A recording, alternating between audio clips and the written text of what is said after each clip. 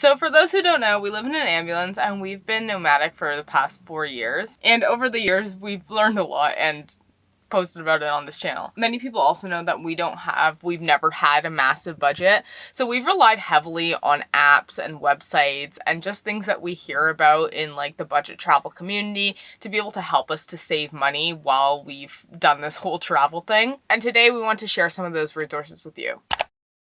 So we've broken this down into 6 different sections. Some of them are apps, some of them are websites, but it all kind of meshes together under like the travel umbrella. Yeah, definitely the budget travel umbrella. Like all of them can be helpful for budget travel. Even if you're not doing like van life full time, you still may be going on a car or RV trip. So yeah, 100%. So those 6 sections are going to be parking and camping apps if you have a car, trade for accommodation apps and websites, making money on the road apps and websites. Apps and websites for finding cheap flights. Got a small section on transferring money internationally. This one's my favorite, finding vegetarian or vegan food. And last but not least, saving money on the road. Okay, so without further ado, let's start with the parking for car camping and van life. So the first app we're going to talk about is Overlander. I always say that if you're starting van life, this is like the first thing that you should download.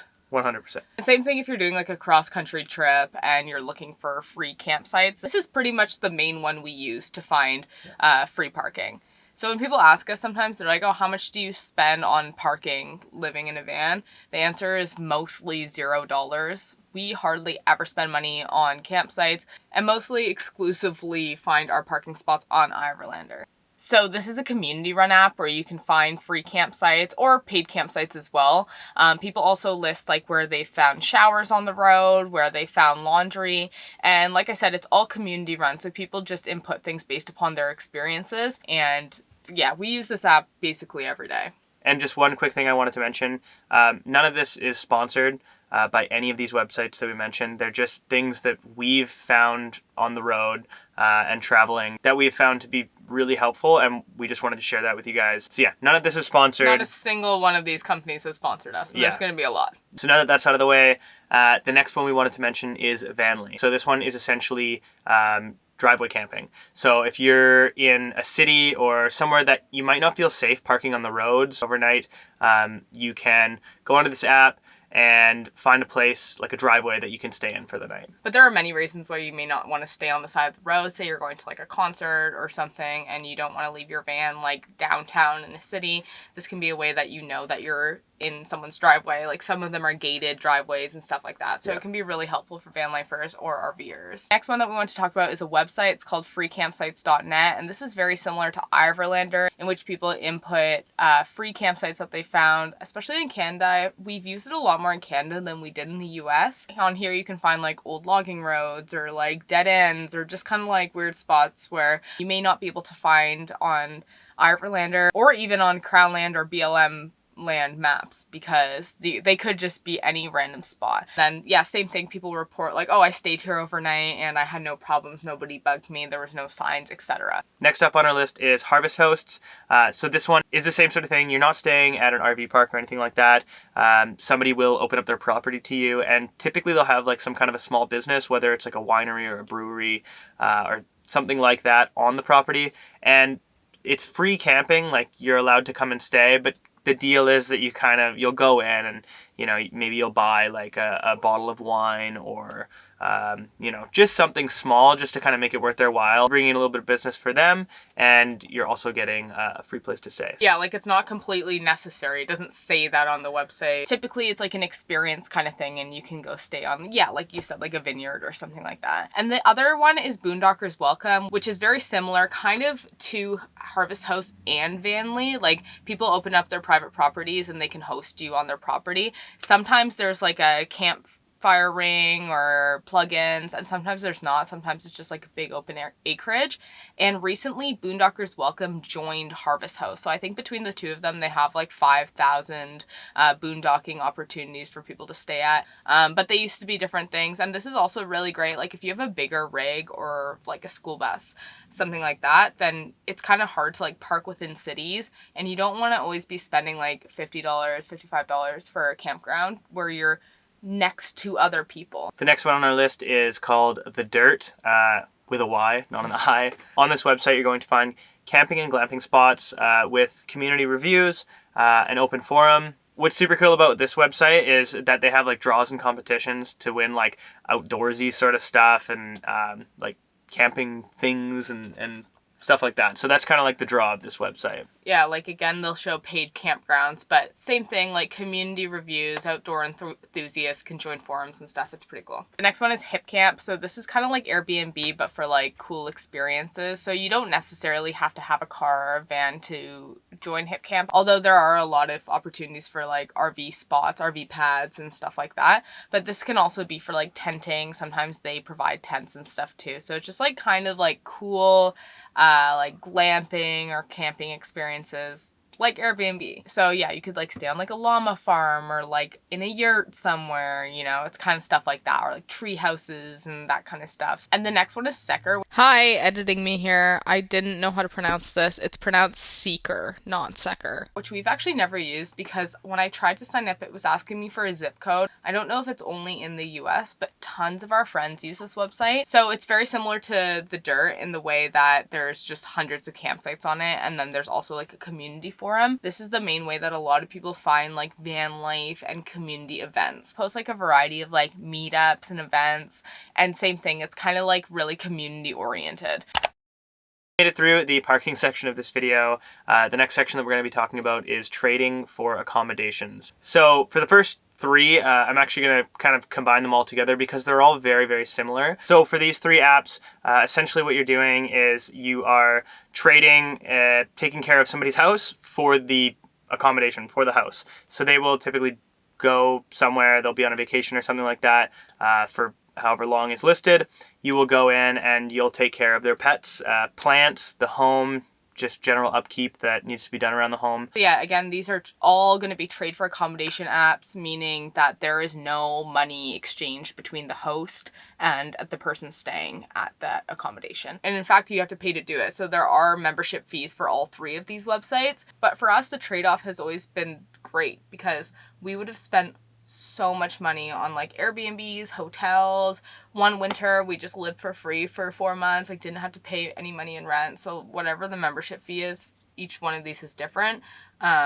Has always been worth it to us. So the next three I am also gonna kind of loop together because they're all the same concept. So World Packers, Woof, and Workaway. So again, these are trade for accommodation websites, except this one isn't just taking care of pets. This is really great for people who have like a little bit of money saved up, or maybe they have a remote job, but they are kind of traveling on a budget. So you could stay at like a hostel. Sometimes in some countries, even the schools have accommodation.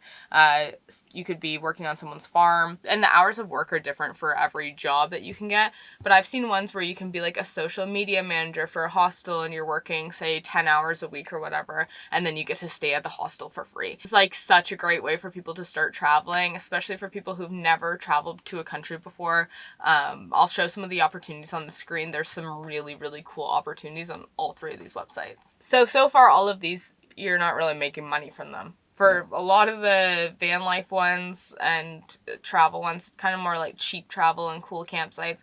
The second one is how to travel without paying rent or accommodation. But what about people who want to actually make money on the road? So that's what we're going to be talking about in this section. So many people that follow this channel know this, but if this is your first time seeing us, you probably don't know this about us. But our main way of making money to travel is by doing seasonal work or just temp work or contract work. So we'll take a job for like a short amount of time, say it's 2 months to 6 months to a year, and we'll work and save all of our money. And then when the contract ends, we go traveling, basically spend all of our money and then go to another place and do it all again. That is how we've been sustaining ourselves mostly for the past 4 years. So the first two websites I'm going to be talking about are websites to find seasonal work. So that would be Vega Jobs and Cool Works. Sometimes they even provide free accommodation, especially if it's at like a resort or on a train, sometimes on like a cruise ship. And these are, yeah, mostly seasonal jobs. They'll work at like a campsite or at a national park, or, you know, as a kayak instructor or something like that throughout the season. And they'll be hiring from anywhere from, you know, a month to 4 months. And there's just really cool jobs on these two websites. It's a really great way for people to start getting into this type of temp and seasonal work. The next two apps that we're going to talk about, our friends Jean and Shay told us about. Jean uses these two apps fairly often, as far as I understand. The first one is Instawork, and the next one is Winolo. There will be jobs listed, and they can pick up odd jobs for like 2 weeks at a time. Our friends have been using both of these apps for the past year to just, pick up like odd jobs on the road. I remember when Shay found out about Instawork, she was saying, she's like, how have people not heard of this? In Australia, there's also Airtasker, which is another way to like, if someone needs help moving a couch or something, then you can take that job and they'll pay you through that. We don't really have anything like that in Canada other than like Craigslist. I was going to say on Craigslist, I mean, I haven't been on Craigslist in years, but you used to see posts all the time of somebody being like, oh, come help me move a couch and I'll send, here's like $20, you know, I just need you to literally put it in the back of my truck for me. Like, number one, Australians pay a lot better than Canadians pay. Like a lot of the jobs that I saw there, you'd make $100, $150, $200 a day doing whatever jobs. Yeah. If someone needs like their kitchen cleaned or something, they'll just post it being like, I don't have time, I'm like a busy person. The thing about Craigslist here is that it's sketchy. Like you have to filter through all like is this a job or, you know, like, and there's nothing against that type of work. It's just that if you're not looking for it, then it can just be, you know, a lot to scroll through. So now we're moving along to apps and websites for cheap flights, which is like my favorite thing to talk about. If you know me or if you know anything about me or and our travel history, you would know that I'm like so deeply in love with finding cheap flights. It is like my favorite thing in the world to do. In no order, I'm going to be talking about my three biggest recommendations for finding cheap flights. So the first one is going to be Skyscanner, which is basically exclusively how I find flight deals. We will take flights all the time with long layovers. I have a whole video on how to book cheap flights. I recorded it a couple of years ago, but watched it recently and all of the information is exactly the same and still relevant. So I'll link it here as well. The second one in this category is going to be Momondo, which I love certain features on this app, especially the one where you can drop down the dates and you can kind of like look at the whole week and see what days are more expensive than other days.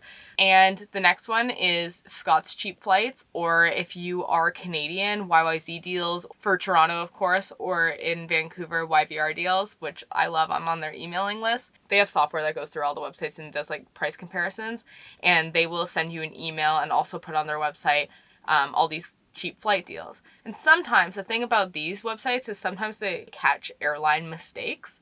So airlines are just like any other company. Sometimes they make mistakes and they'll have a flight deal from here to, I don't know, Rome, and it will be like $45. And it was a mistake. And if you jump on it quick enough, a lot of the time they do honor the price. So there are like crazy mistake deals and stuff that they post on these websites. I even saw one that next week, that's why Rome was top of mind, from Hamilton to Rome round trip. I think it was like $156 or something like that. That's ridiculous. Why buy it? When was it for? Next week. Oh. Yeah. This next section is the small one I was talking about. It's the transferring money internationally section with but one app. Website? Yeah. One website. And this is TransferWise. They just recently changed their name to Wise, but I'm just used to calling it TransferWise. Yeah. It is, in my opinion, the safest, most secure, and cheapest way to transfer your money. Yeah. Sounds like an advertisement. It's not. It's just something that we genuinely use. We've made money in all sorts of different currencies throughout our travels and working in other countries, and this is what we've used exclusively to transfer our money back to our Canadian bank accounts. Again, not sponsored. We would have to tell you if it is. It is not sponsored. None of this is. Someone on our book cheap flights video was like, this is all just I get comments like that all the time. Like, this is all just one big long ad. It's like none of the... I wish if each of these companies was sponsoring us, we'd have so much money. We wouldn't have to do any budget travel tips and hacks. This next section, again, is a small one. Just one single app. My favorite one, as I mentioned, is finding vegetarian and vegan foods. Typically, if you are in a city, it's not too difficult to find vegetarian or vegan places, or even just vegetarian or vegan options at most places. So we use Happy Cow to find all of that. If you are a vegetarian or a vegan, then you probably already have heard about it. It's so great to be able to log on and just know, like, these places are vegetarian, they are vegan, especially when you're in a country like Cambodia where you don't speak the language or you might not understand the language. There are English speakers who are like, hey, you know, I had a friend of mine who's a local and they showed me this place where you're not going to be able to read anything on the walls, but rest assured it's vegan. It is all vegan, you know, and it's like a soup and they'll have like mock meat in it. So sometimes you can't tell, but having this as a resource is super great if you are vegetarian or vegan or want to have those options. So that's why this is my favorite section. You get to find some really cool places with some really stellar food. So this last section is going to be about saving money on the road, saving money apps. The first one's going to be Gas Buddy. People rely on Gas Buddy so much. So whatever city you're in, if you're driving through, it will compare all the gas prices near you and tell you which the cheapest gas station to go to is. People rely on this app so much in van life. Also, there are other apps similar to this where you can like get back rewards or get back points and stuff like that. If I do remember them, I will also put them on the screen, but it is always smart to have one of these apps because, like, why not? The next one I think is only available to Americans, but I do have to mention it because so many people in our van life circle use it, and it's called Field Agent. So as far as I understand, again, we can't work in the US, so we didn't do it when we were down there, but so many of the other van lifers that we were with were doing this. So as far as I understand, this app gives you jobs, so it will be like an in-store audit or like scavenger hunt in which it will list a product and you have to go to the store to see if it's in stock. And I mean, like what a lot of our friends were doing is they were doing it with the alcohol ones. So they'd be like, okay, you have to pick up this hard kombucha or whatever. So they'd go in and buy the product that the app was asking them to go buy. You don't have to take the jobs. You can take whatever job you want. But if you were to accept that job and the thing was like hard kombucha or whatever, you could go in, buy the product, send the picture of the receipt with one of the cans open to show that you're not going to return it. And then they obviously pay you back for what you spent. And then they will also pay you money. So you'll get paid to go pick up that alcohol or whatever. So that's why a lot of people on the road were really liking it, like, especially when people's birthday parties and stuff were coming up. Like, tons of people were doing this. It's like a pretty cool app. You just get some rewards, some extra cash for completing these jobs. So this is the last app that we're going to go over. It doesn't really fit in like the saving money section, I guess, but I mean, it did help us to make money. It's speed test. All it is it'll just test the internet speed around you, the download speed and the upload speed. I found it helpful to have it as just an app. Rachel just went on Google and would I just type in internet speed test. Yeah, I just type in internet speed test. But So, Nick has it as an app, and yeah. I found it to be helpful. And like I said, when you're traveling on the road, this can be incredibly helpful, especially because I was working on Zoom and you need at least, I think it's 3 megabits of download speed and like 1.5 or 2 megabits of upload speed to be able to run Zoom fairly smoothly. We could be on one side of a parking lot and have almost no service whatsoever, even though it would show full bars, and then we would drive to the other side and it would be so like fast. Super fast. Yeah. So just little movements, like we found ourselves just kind of like snaking our way through parking lots and stuff, and we managed to find some good service that way. Like we've mentioned a couple times now, none of this is sponsored. This is just what we personally would recommend to our friends, what we've had friends recommend to us, and what we want to recommend to you guys, like whoever is watching this video, because they're all incredibly helpful. So thank you so much for watching this video. Please let us know if you have any questions in the comments below, and we will see you in the next video. All right. Bye. Bye.